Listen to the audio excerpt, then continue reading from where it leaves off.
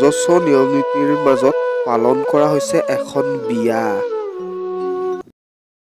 দেউতাকৰ মুখতো হাঁহি, কইনাৰ মুখতো হাঁহি। মানে এইষাৰ কি কলা আকৌ, মজা।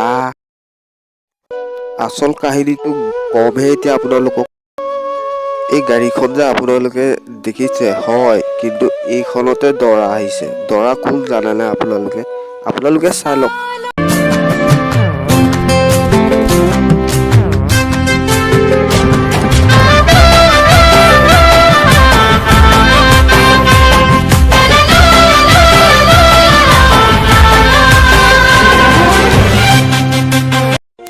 হয়, আপোনালোকে ঠিকেই দেখিছে।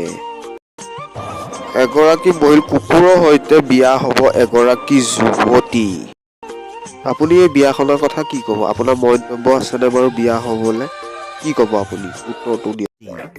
नहीं, मैं शादी से खुश नहीं हूँ।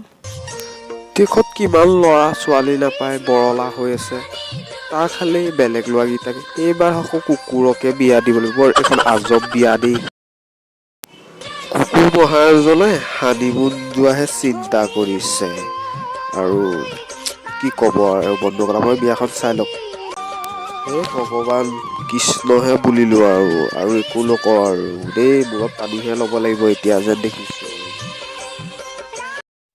বাইদেউ এতিয়া ছেকেণ্ড মন্তব্যটো শুনি লওঁ। এতিয়া বাইদেউ আপুনি হানিমুন যাবনে নেযায়?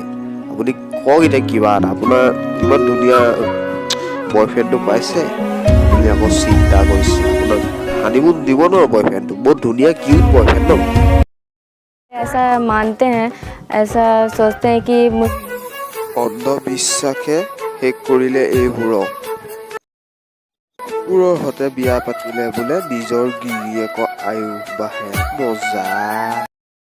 সেইবোৰ কথা শুনি বাপেকেও হয় ভয় দি দিলে আৰু কইনাৰ বিয়াত বহি গ'ল আৰু। মানে কি, আজিকালি পৃথিৱীখন বহুত আপগ্ৰেড হৈ গৈছে আৰু। এইবাৰ মানে চব বাকী থাকিলে, এইবাৰ কুকুৰৰ লগত বিয়া হ'বলৈহে বাকী থাকিলে আৰু। কি যে প্ৰভু তোমাৰ লীলা দেখাইছা মোক আৰু দেই, মানিব লাগিব কিন্তু।